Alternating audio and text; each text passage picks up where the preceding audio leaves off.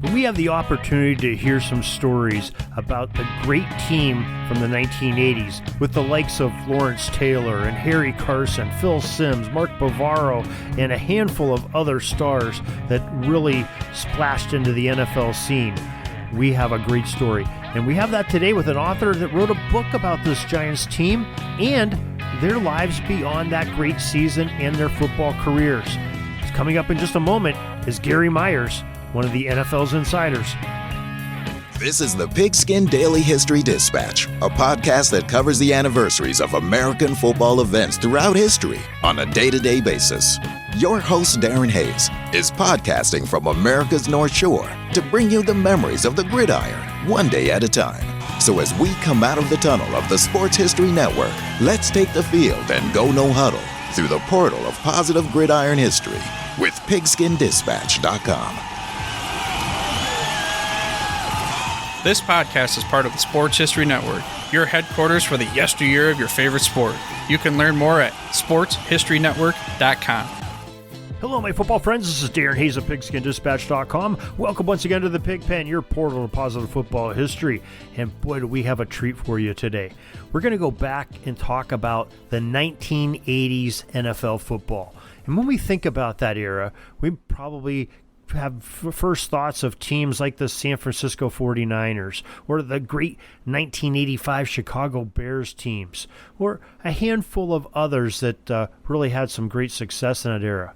And one of those that we may not think about right away are the New York Giants. They sort of came out of nowhere with Bill Parcells and some of the great stars that they had in that team.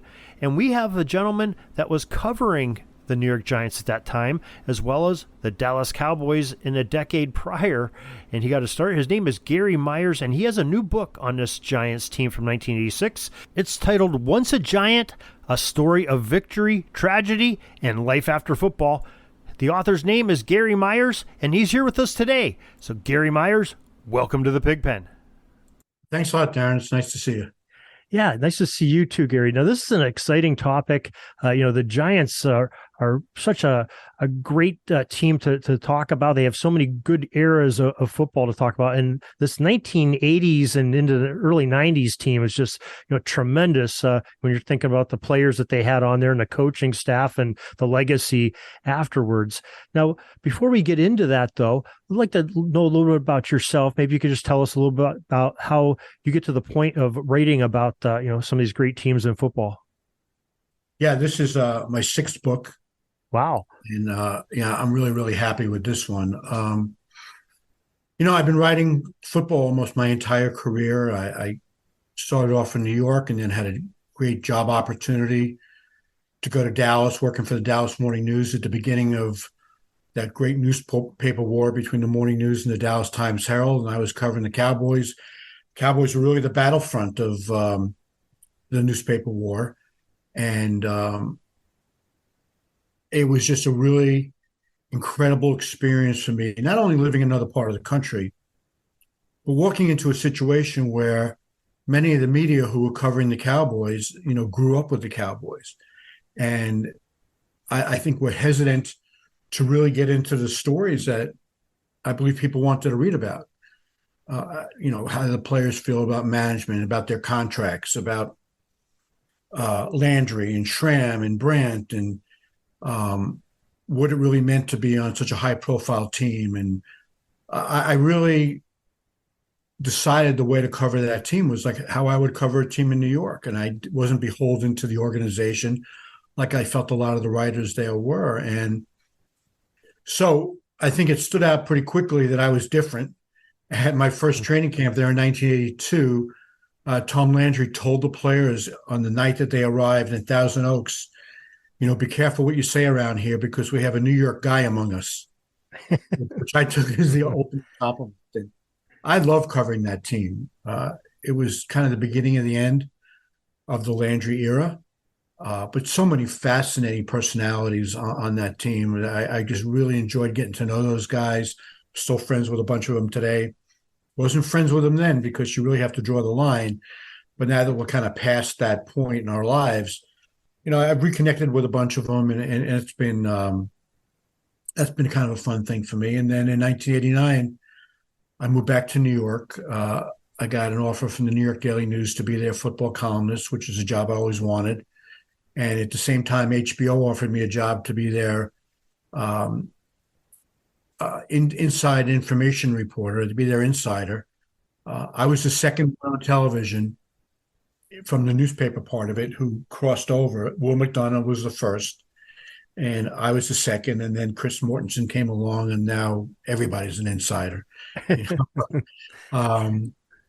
So I stayed. So you're basically an insider of the insiders. Right. Well, I was a trailblazer. I give all the credit in the world to Will McDonough to open the door for the rest of us, because there's no question that the newspaper guys who were around teams all the time knew more than just the television guys, than the former players who they prop up there trying to tell people what was going on. So Will was the first guy to show you can do both, and he did a great job. And then, HBO hired me, and then I think a year or two later, Mortensen went to ESPN, and so I was at HBO for 13 years.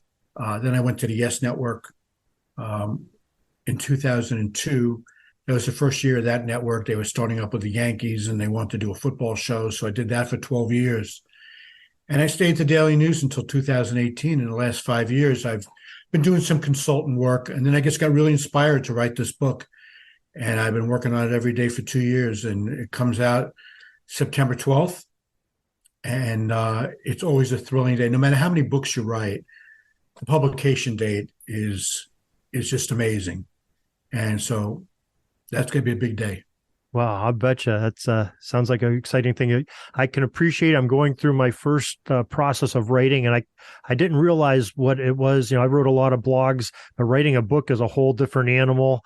And so I can appreciate what you're going through. I can't wait to someday hopefully get to that point where you're at, having that pleasure of having it come out. So, well, I can't wait to read yours.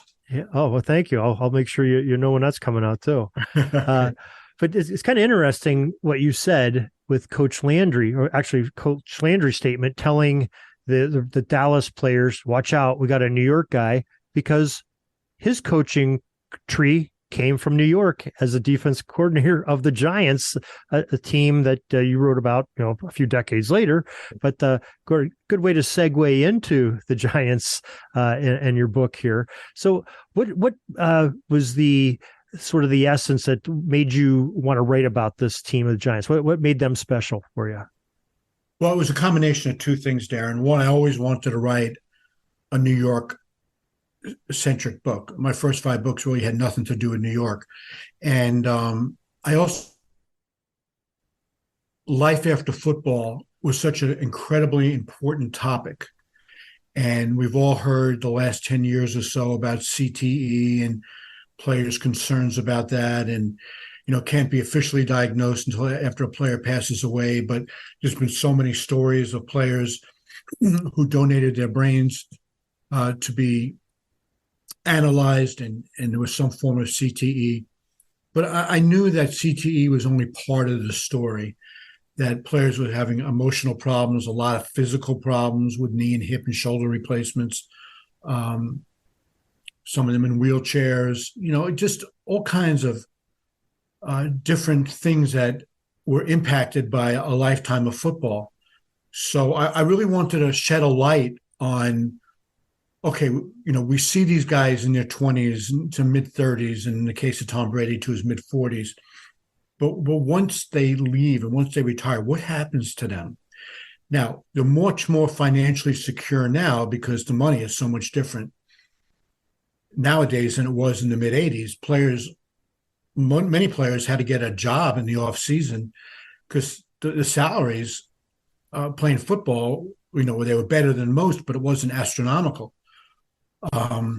So they've also faced a lot of financial problems as they've gotten into the 50s and 60s, because the health insurance now it's for 5 years after you retire. Back then it was for 18 months. And when you have surgeries in your 40s, 50s, and 60s that are very expensive, unless you're working for a company where your health insurance is provided or you get good rates, this can be incredibly expensive. So a lot of guys have suffered through some financial problems. So, Darren, it was the combination of a topic I was really passionate about and a New York team, the 86 Giants, who was exactly the age group I wanted to write about. And I already knew a lot of those players and had good relationships with them and were counting on them to really trust me and be forthcoming. And I think what I produced was a book that is going to be eye-opening for a lot of people. Players that they thought they knew everything about. I think at the end of the book, their overriding thought will be, I didn't know that about just about every player that I write about. So, so little surprises at the end. So not only at the end, all throughout the book. Okay. Yeah. Great. No, I'm saying at the end, I think their overriding thought will be, well, I didn't know that. And they can look back basically to every player and every chapter that I wrote. And there's going to be stuff in there that they didn't know. Because, to a large extent, I didn't know it. And I like to think I know more than the average fan. Some of my readers never thought that I did. But, I feel if I didn't know some of the things that were going on with these players, and, most, if not all, of the people who are going to read this book didn't know it either. So I think it's going to be really eye-opening. Okay. Well, I sit there and I think back, back in the mid 80s. And I think, from what I remember, not being in the New York market, the Giants just sort of came out of nowhere. I don't think anybody was really expecting them to be good. Everybody was, paying attention to the San Franciscos and the Chicagos at that point in time in the NFC. And, who knew in the AFC there wasn't really anybody very dominant, maybe Oakland or LA or whoever they were at that point. Right. But the Giants just sort of came up with this young coach and these players that you really weren't that familiar with, and all of a sudden, wow, they're mainstream, and these guys are exciting to watch on offense and defense. And so where do you think that came from? Is that, do you credit that totally to Parcells of building that team and his philosophy, or was it just that they just hit such a talent pool all at the same time, or maybe a little bit of both? Well, I certainly think Parcells had a lot to do with it, as did Belichick. George Young, the general manager, built the foundation of that team with Phil Simms and Lawrence Taylor and Carl Banks. They both inherited Harry Carson and George Martin. So Parcells, once he got on the same page with George Young, and George really understood the kind of players that Bill wanted, he did a really good job supplying him with players that fit into his system and that he could win with. The 86 team was the Giants' first championship in 30 years. But they went into that season fully confident that it was their turn. They had made the playoffs in 84 and 85. They lost both times in the divisional round. And they thought they were taking those steps that were going to lead to a championship, and felt 86 was their year. And, you had some really powerful teams. The 84 49ers, the 85 Bears, and the 86 Giants. I think now that we look back on the entirety of the Super Bowl era, you take those three teams, and I would say you add the 07 Patriots, who didn't even win the Super Bowl, and I would say you could make a case for those four being the best four teams of the Super Bowl era. The reason I wouldn't count the 2000 Ravens is because I think if they ran into a team in the Super Bowl or the playoffs with a really good offense, that defense was great, but I don't think it was the 85 Bears defense. But, the 2000 Ravens were maybe just a notch below those three teams that I mentioned. The 49ers are the only one of those teams that were really able to sustain it over, a decade's period of time. They won in 81, 84, 88, and 89. The Giants won in 86 and 90, and then not again until 2007. And the Bears haven't won another one. They've only gotten to one more. And San Francisco's been in a Super Bowl. Well, I guess that was 2012. You're the historian here. Is it 2012 they were in it against Baltimore when the lights went out in the Super Bowl? Yeah, I think it was 2012, 2013. You're right in there somewhere. Something like that. Right. Yeah. So that was a great era for NFC football between San Francisco, Chicago, Dallas was still, very good in the mid '80s. Washington, Right. that was some pretty powerful teams right there. I'm probably forgetting somebody. That's sort of what they always say. The 70s sort of belonged to the AFC, and right after the merger, and because I don't think an NFC team won it in the 70s. I think it was all AFC teams, and then in the 80s there was no AFC team that could compete with the NFC. They had so many dominant teams, like you said, the Washingtons and New Yorks and Chicago's and San Francisco's just dominated. So Yeah. I mean, you had the Dolphins and the Steelers in the '70s. I never thought of it like, did no AFC team, NFC team win it in the '70s? maybe Dallas maybe won one early. I'm trying to think back. I know that those Steelers had four. Oh, of course, Yeah. Dallas beat Denver. Yes. Okay. So I they think that was got in the one in there. '77, maybe. So Yes. the Yeah. Steelers won 75, 76. I think Right. Dallas won 77, then the Steelers won 78, 79, and then the Raiders won in 80. And then you started that NFC streak there with the 49ers. Right. Yeah. So it's just sort of it's things balance each other out. One conference is up and the other one comes back, Yeah. and so it's kind of odd how that sort of worked that way. You look at what's going on now in the 2023 season, you'd say that the strength of the league is definitely in the AFC because they have all the good young quarterbacks and they have the best old one in Aaron Rodgers. And I would say, Russell Wilson and yeah. But I would say the best quarterback in the NFC right now, you probably would say would be Jalen Hurts. And I'm not sure when you compare him to all those good young quarterbacks in the AFC, I'm not sure you'd put him first. He'd probably be in the top 5 or 6. But when you have Joe Burrow and Herbert and Trevor Lawrence, those guys. I mean, it's Mahomes. You got Mahomes. you Mahomes got seems some, like an old guy to me. Feels like right. forever. Yeah, you think so. He's been in it so often. It's crazy how the quarterback pendulum swung to the AFC, especially with Wilson and Rodgers coming over, just sort of, and Brady retiring, just sort of a paradigm shift. Wilson actually brought down the level of the quarterback playing the AFC. That's true.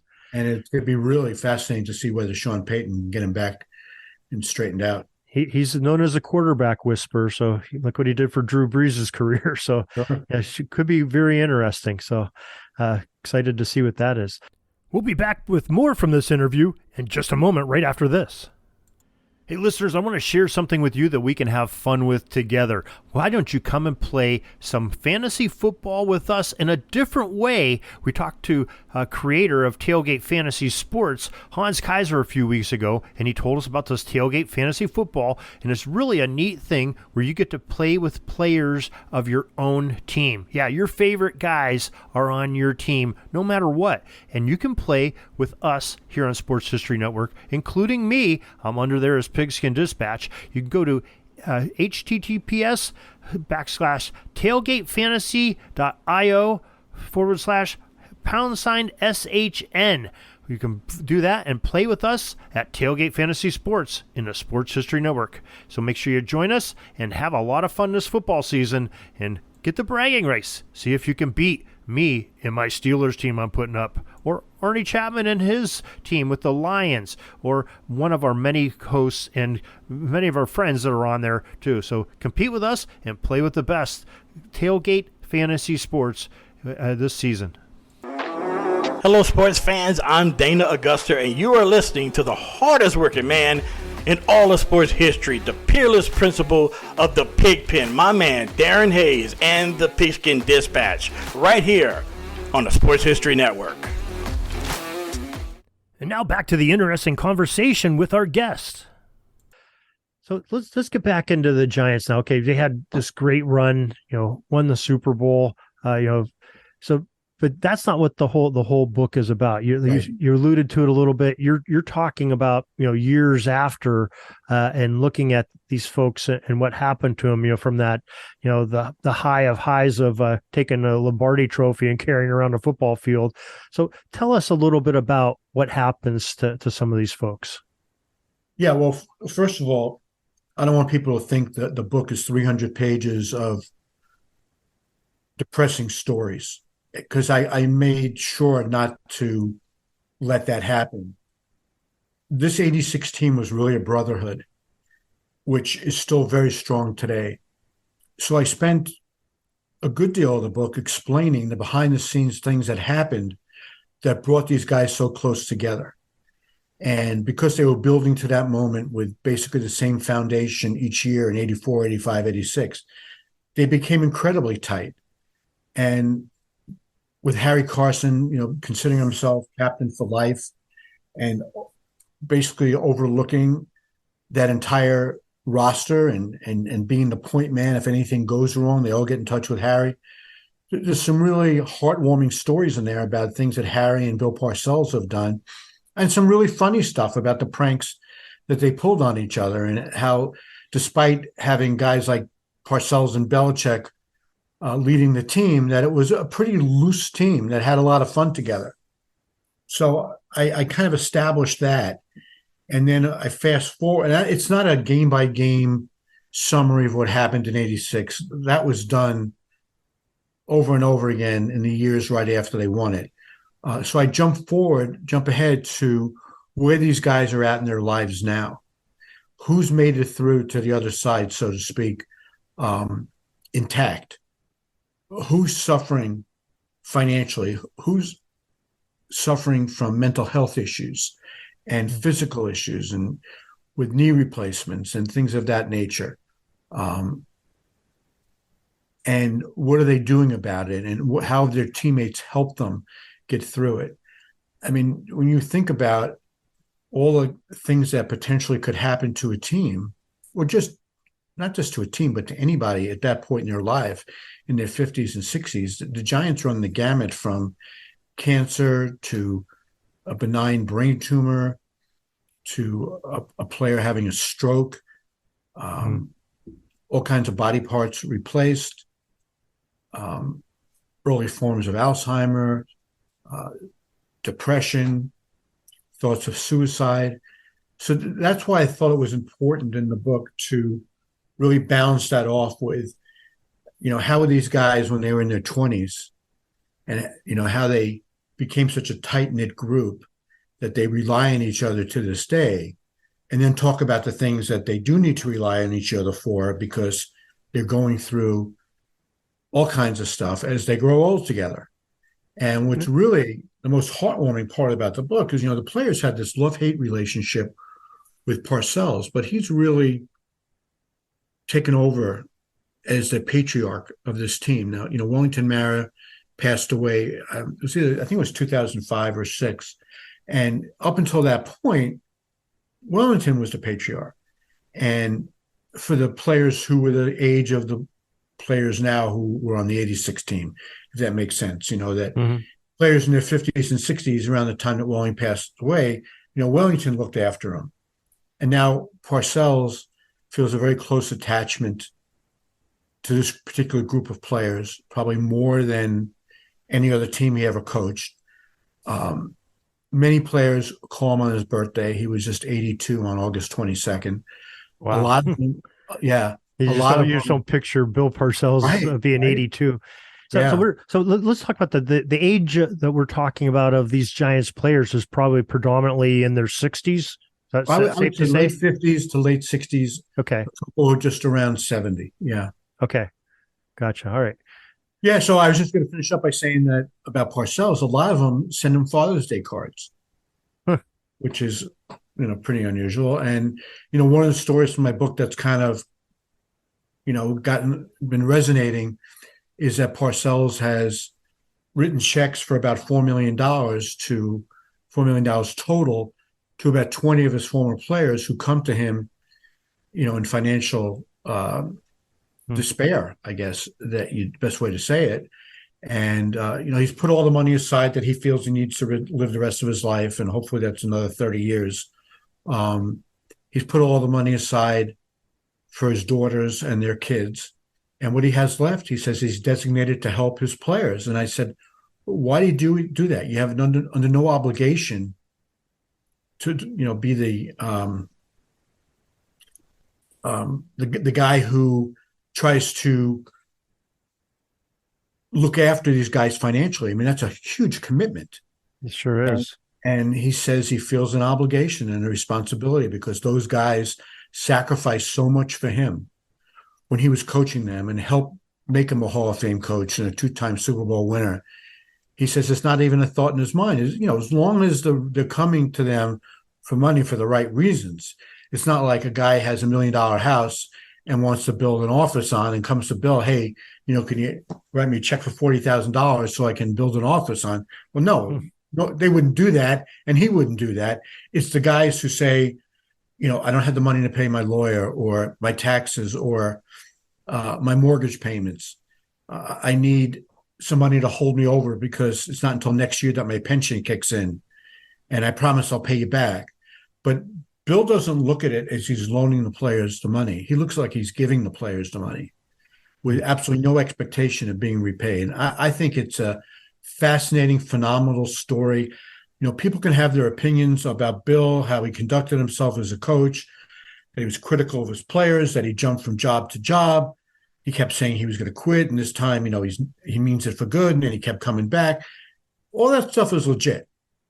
But what he's doing today to help his former players is far more important than leaving the Jets and saying, hey, fellas, write it on your chalkboard, I'm never going to coach again. And then a couple of years later, he shows up in Dallas with a 4-year, $17 million contract, and he's coaching again. I mean, that's part of life. What he's doing now is extraordinary.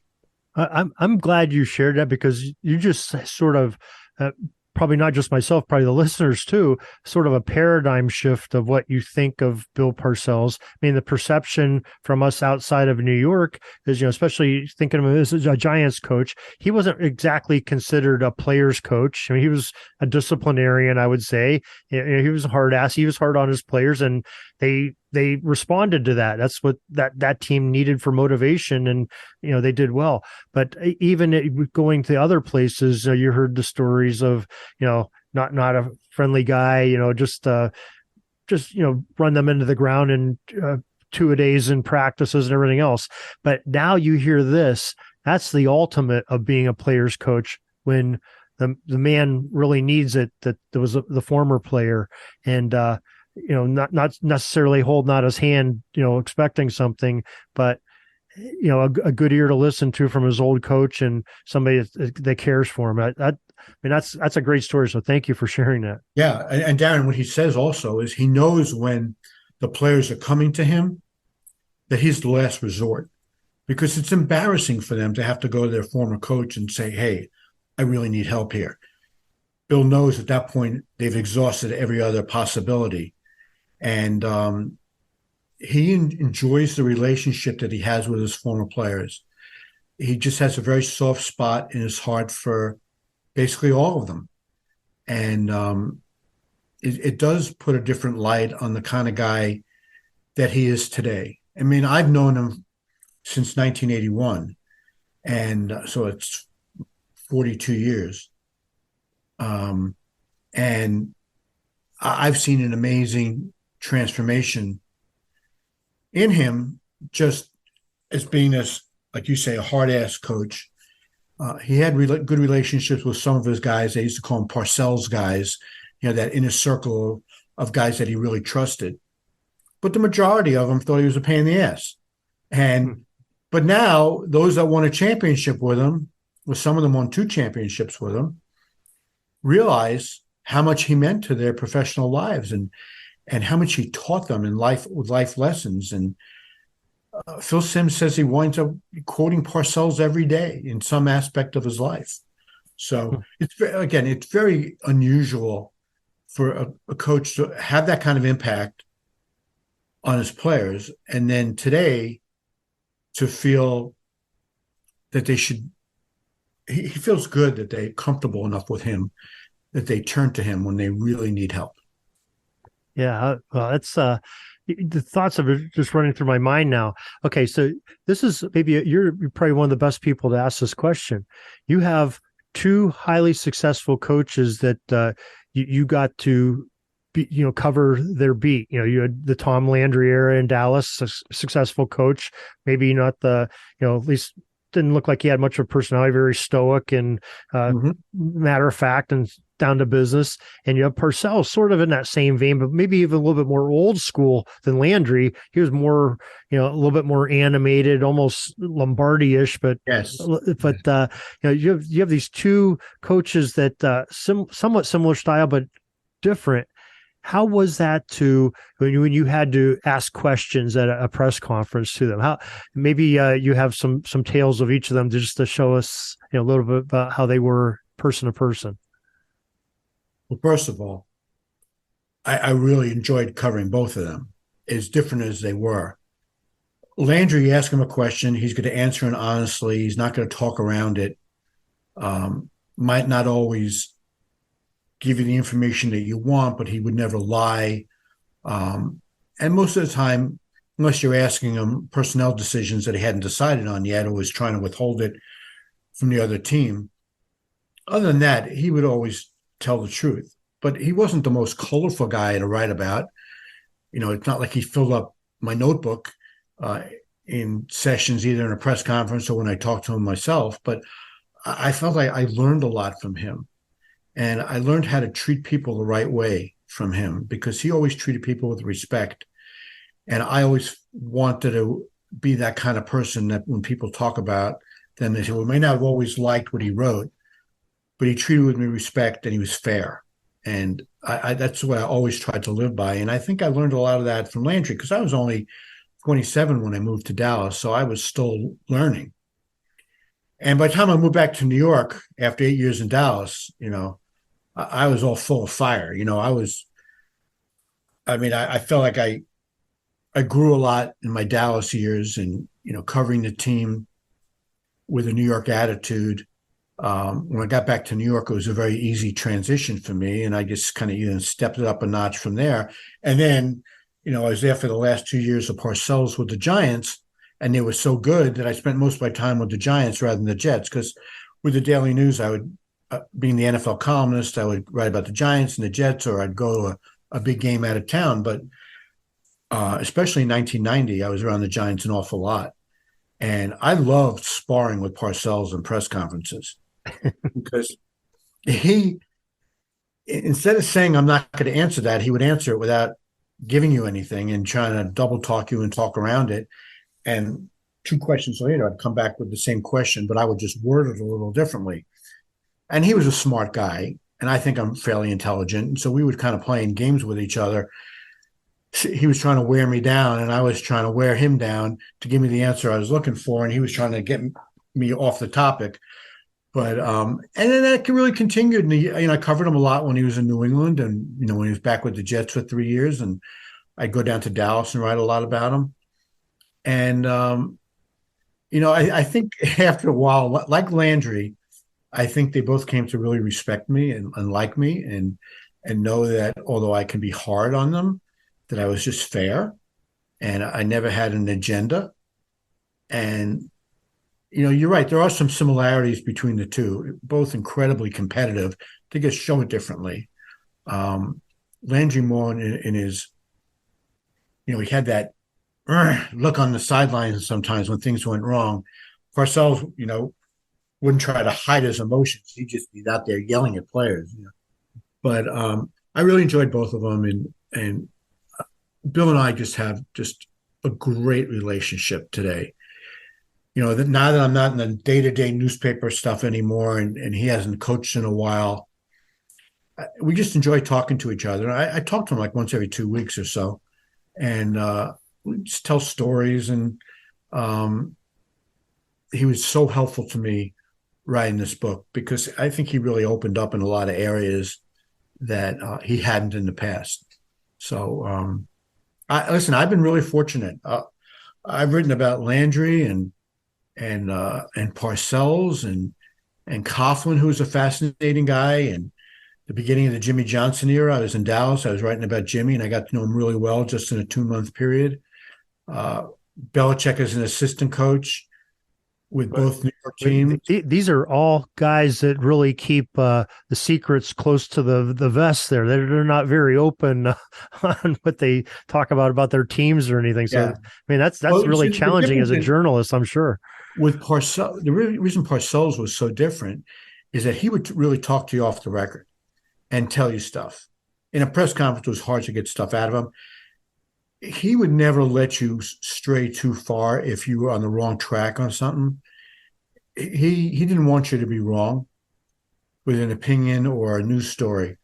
He might not correct you in front of everybody else, but he might call you off to the side and say, don't write that because you're wrong about this. And when he did that, he wasn't lying. So I really did trust him that he wouldn't steer me wrong.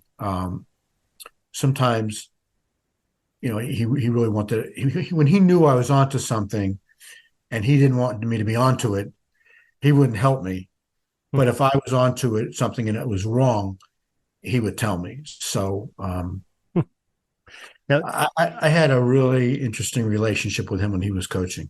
now, you don't have to answer this if you don't want to, but as an insider, when you're on HBO, was there ever anything where Parcells told you off the record where you say, from a very good source, we heard this about the Giants or whatever team he was with? Was there ever a case on that?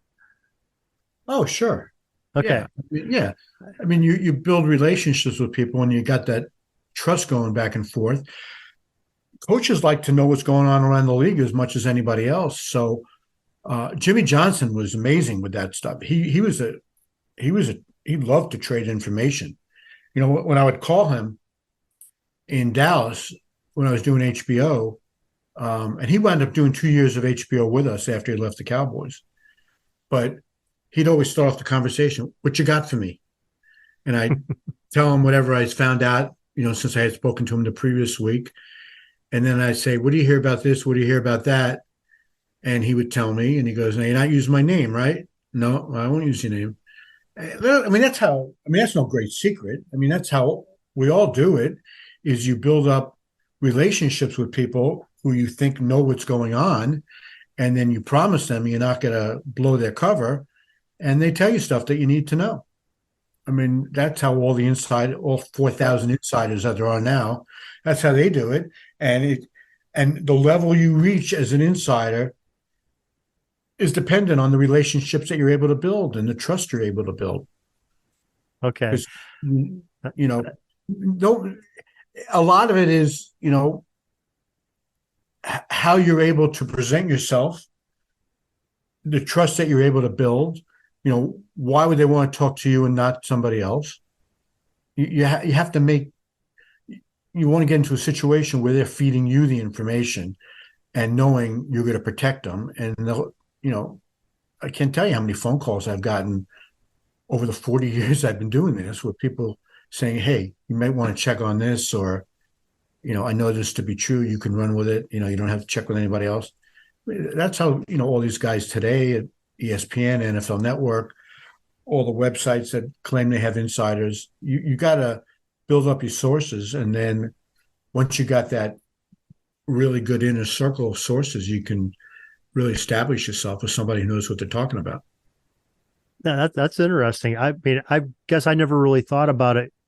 When people say that they have sources, you have the insiders today coming on, say, hey, we have the source. I never thought of it being the head coach. I always thought of it, hey, the trainer happened to be in the other room, and I slipped them $100 to get this information. It could be anybody. Right. Yeah. I never pictured it to be the head guy giving you information. Well, here's the thing that just goes to show how good these people are at protecting their sources, that you seem to be pretty up on everything that's going on. It comes as a surprise to you that a head coach can be a source. He can be a source on stuff happening with his own team. He can be a source on things happening with other teams because his best friend is an assistant coach on another team, and they talk all the time. So he knows what's going on with that team as well as his own team. You just build a network like that, and once you got it going with a network, it's not that hard a job. You just got to make a few phone calls, and you find out everything that's going on. And now with the agents playing such a huge role in everything that's happening, and the agents if they do a good contract, they want it out there. Because the numbers are going to come out regardless through the Players Association, because there's, all this data that media people can log into and just get it like a day later. So the agents wanted out there as quickly as possible if they've just done $100 million contract. So these insiders, and I'm talking about guys like Schefter and Rappaport, who are probably, at the top of the game right now, they can just sit there and agents will call them or just text them. Here's Jalen Hurts' contract, or here's, the latest numbers on Joe Burrow, or I'm just making that up. But, when you get to the point that the agents are calling you because they want you to break their story, I mean, that's a pretty good deal. And they figure with ESPN and NFL Network, it's almost like one-stop shopping, because then you don't have to call all the local writers for to cover the team about the players you signed.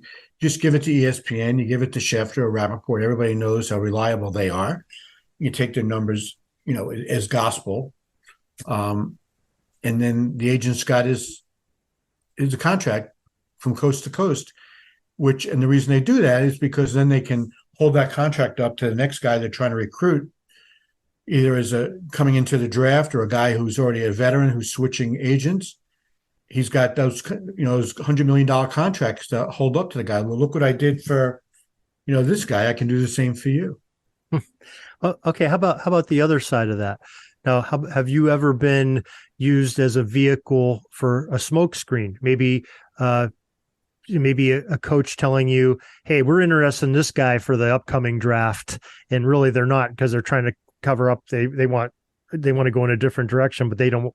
They want to throw everybody else off the scent a little bit. Have you? Yeah, I mean, it's funny you asked me that question, because one comes right to mind with the passing of Gil Brandt recently. Somebody who I knew very, very well in Dallas.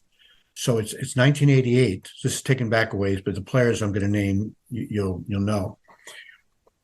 Cowboys were picking 11th, I believe, and we all thought they wanted Michael Irvin. And Cowboys had taken a receiver named Mike Sherrard in the first round in 1986. Unfortunately, he broke his leg. It was either 87 or 80. It must have been 87. So that's why the Cowboys were back in the market for a wide receiver. So Gil calls me up and he goes, Myers, he's always talking like that. Myers, don't you go right and we're going to take Michael Irvin, because we're not taking him. I go, Gil, what are you talking about? You need wide receivers. There was like 5 of them in that draft that were really good. Tim Brown, Sterling Sharp, Anthony Miller. I'm probably missing somebody there. And I said, Gil, what are you talking about? You're definitely taking a wide receiver. It's the weakest position on your team. And he goes, no, you should write, we're taking Gaston Green. If you want it will look good. I said, you're not taking a running back. Remember, he was running back from UCLA, who's incredibly fast. I said, Gil, you have Herschel Walker and Tony Dorsett. Not taking Gaston Green. He goes, yeah, we are. He goes, you're right, Michael. And he starts telling me all this stuff about Michael Irvin, why they wouldn't take him.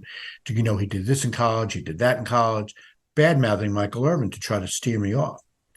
And one of his motivations in doing that is he knew I was very friendly with George Young from the Giants. And the Giants were picking behind the Cowboys. And Gil was concerned that the Giants were going to trade up ahead of the Cowboys to take Irvin. So he wanted it out there that they weren't going to take Irvin. So he tells me this on a Tuesday morning or something like that. And later that day, the Cowboys have their pre-draft luncheon, and I'm sitting next to Landry. And I said, Tom, what do you think of Gaston Green? He goes, oh, he's really fast. I said, well, you think you might take him? He goes, why would we take him? We got Herschel Walker and Tony Dorsett. I said, well, yeah. So Landry's honesty sort of put Gil Brandt's smoke screen to bed. You know what, Darren? I might have written it in that Tuesday paper. That might have been what I did. And then I went to Landry and I said, what do you think about Gaston Green? And he says, there's no way we're taking him. I fell right for that trap. And I thought I was so savvy. I mean, it made no sense whatsoever. They did wind up trading Dorsett. I think it might have even been after that draft. I can't remember. Maybe it was the next year. But in any event, Tony was towards the end. Herschel was just kind of getting rolling. and taking a running back made absolutely no sense in a really strong wide receiver draft. So, of course, when I confront and Gaston Green was still on the board when the Cowboys picked, and Dallas, of course, took Michael Irvin, I felt like an idiot. But I didn't let that go unnoticed with Gil. I confronted him and said, I don't put up with people lying to me. And I'll never forget that you lied to me and made me look stupid in my newspaper just to benefit yourself. That I'd already been here 8 years. I thought we were way beyond that kind of stuff. And I was really, really mad. Because here it is, I thought I had a scoop. And instead, he was using me to set a smokescreen, trying to throw off the rest of the league. And because he knew I was a respected writer and that I always talked to George and my story would get picked up, Gil was really smart. And I just fell into the trap. And that never happened to me again with anybody. When they told me something that I thought my instinct said, this can't possibly be right. Yeah, don't you sometimes, as a journalist that's covering a particular team, don't you sort of almost have to be sometimes not always their friend, but sometimes you're their biggest critic because you're so close to them. You owe that sort of to your readers to try to be honest with them, where maybe the team isn't being honest because they're trying to get an advantage gained in a draft or game time or whatever. Oh no, we're not going to run that play. Or no, this guy's hurt. He's not going to play into the game.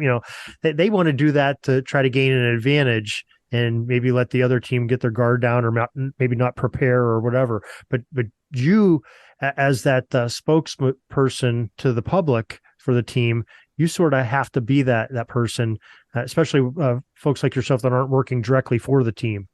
Like the PR guys. It's a tremendous level of responsibility because we are the conduit between the team and the readers, but we're not the spokesman for the team by any means. We're not a mouthpiece for the team. So it's our job to be cynical and accept nothing at face value. And I really learned a valuable lesson with that whole Gaston Green nonsense. That somebody that I trusted, that I knew trusted me, would just flat out lie to me and use me. And, Gil and I, it was never the same after that. Now I left Dallas a year later and he was let go by Jerry Jones, almost right around the same time that I left Dallas. So Gil was never in a position of power again. But I did talk to him and I had a good relationship with him. I do hold a grudge for people that make me look bad publicly, but at some point, enough years go by, you just kind of forget about it. But I was never in a position of having to rely on him for information again. It would have been interesting, if I had remained in Dallas and he stayed with the Cowboys, what would have happened to our relationship. But, I've had agents lie to me, about some contract numbers to try to make themselves look better. And everybody's been lied to in this business. But as you get older and smarter, you're able to detect, fact from fiction. At least you like to think you can do that. But sometimes, and now it's changed so much, Darren, with the internet, where people would rather be first than right. Because if you're wrong, somebody will correct you in 5 minutes and they'll forget that you were wrong. You were the first with the information, but you were wrong about it. See, that to me was unacceptable. I wanted to be first and I wanted to be right. And there's so many people covering the NFL now who think they know what's going on and they don't talk to anybody. They claim they talk to sources when they have no sources. It's just people sitting in their basement making stuff up. And it's a much more difficult environment to cover the league now than it was, when I was in Dallas or even with the Daily News from like 1989.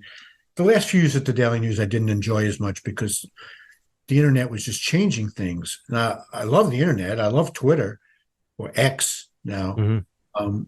But it's made it much more difficult because now anybody can just gives themselves a voice.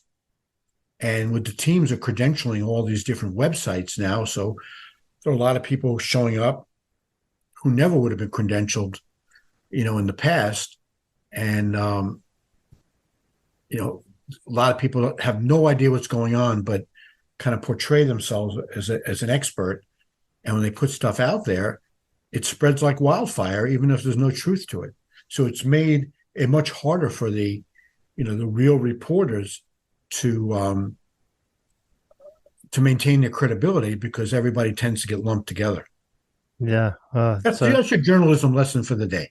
Yeah, I sorry I took you down a rabbit hole, but we're gonna bring it back here a little bit. So let's back to your book. We have a lot of listeners, and there's a lot of football fans that are 45 years and younger that probably didn't get to watch the Giants of 1986 like you and I did, or at least remember watching them come up and everything. Some of the things that we talked about. So, in the book, and it can be in the form of a tease, but what's one thing that you can put out there that gets that person that's less than 45 years old to say, "Oh God, I'm going to get a copy of this book. I want to read about this particular piece in it." But what's one thing that you can share with us? Well, I'll tell you this, and I'm not going to necessarily name any names right here, but there are 5 players on the book who went on the record telling me that in one form or another, the impact that football had in their lives had them considering suicide at one point. Oh boy. So, yeah. So, I mean, that's obviously very sad stuff, but the good news about that is they found their way out of whatever their issues were, and they're doing okay today. And I think I'm hopeful a lot of people who were not around to see the 86 Giants will want to read this book, because it is one of the more iconic teams of the Super Bowl era, with so many big names.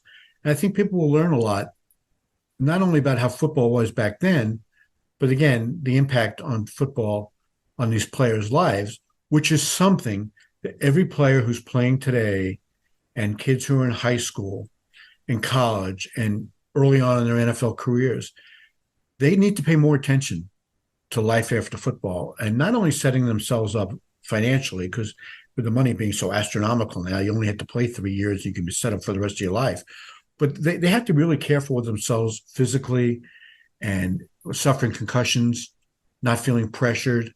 I know there's a concussion protocol now, but players also can feel pressured to try to get back on the field too soon, and hopefully they have enough safeguards in place that they won't be able to jump over the different standards that they have to prove to show they're capable of playing again. But players will do anything to get back on the field because they're afraid of losing their jobs. That's one of the inherent problems with pro football, is that the next man up theory also means next man up and you're not coming back. And that's a scary thought. That's a really scary thought. So these guys, they rush back from not just concussions, but, ACLs, really, high ankle sprains, which are pretty much some form of a broken ankle or torn ligaments or something like that. Those are really difficult injuries. These Liz Frank injuries are really hard to come back from. And players just feel like they want to rush through the rehab to get back on the field to save their jobs. And, they need to think about the repercussions when they're 40 and 50 years old. Are they going to walk with a limp? Are they going to, need a walker or a wheelchair or whatever? The players, in their 20s don't think like that, because they think they're indestructible and superhuman. But if players read my book and the fans read it and high school kids read it, and I'm not trying to paint this really, picture of that it's a horrible sport and nobody should play it. I'm just saying they need to go in with their eyes wide open. And I'm painting a picture here of what it's like when you're in your 50s and 60s. Now, the major difference is that medicine has improved exponentially, and they have these concussion safeguards in place that hopefully are really preventing the players from getting back on the field too soon. But life after football is such a crucial topic. Wow, very well said. And you're keeping it real. That's real history of football that has been in many of our generation, our lifetime, that we've witnessed. And now these folks are suffering that were our heroes, and they still need the respect and the perseverance to help them through their daily lives. They're still heroes. I've got to see this summer a couple of gentlemen that played in the 70s that myself as a teenager and a young man looked up to and watched on, couldn't wait to watch them on TV on Sundays. And these guys they're better than expected, and love to talk and tell stories, and it's just great. They're real people, and that's something we got to remember. So Gary, why don't you give us the title of the book and where folks can get a copy of it at? Okay, it's called Once a Giant, A Story of Victory, Tragedy, and Life After Football. And you can see the cover right behind me. It's really a cool looking book. I have to say that. I had nothing to do with the design of it. And it's available. It's going to be available in the bookstores September the 12th. Up until that point, on Amazon or any of the online services that people enjoy buying books from. And it's done really well in the pre-orders, which obviously I'm happy about. And a lot of the stories are resonating with radio shows or shows like yours, and people want to talk about it. And I'm really hopeful it'll do well. And I like I said, I think it does tell a very important story. Well, we really appreciate you writing this book and preserving that part of football history, not only with that great 86 Giants team, but thereafter, and telling us the whole story, being the honest truth of what's going on with some of these folks, the good and the bad that goes with it, and so we can appreciate what they've done. And we appreciate you spending time and telling us what it's like to be an insider and a journalist with a team. It's opened some lights to myself even, and I'm sure the listeners as well. We appreciate your honesty, appreciate your time, and thank you for joining us today. It's my pleasure, Darren. Thanks a lot. Peeking up at the clock, the time's running down. We're going to go into victory formation, take a knee, and let this baby run out. Thanks for joining us. We'll see you back tomorrow for the next podcast.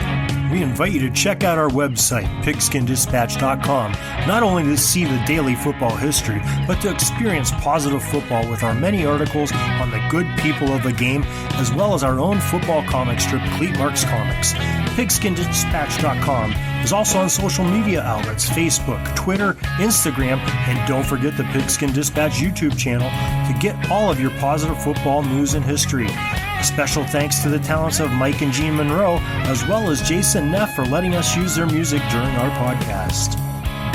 This podcast is part of the Sports History Network, your headquarters for the yesteryear of your favorite sport. You can learn more at sportshistorynetwork.com.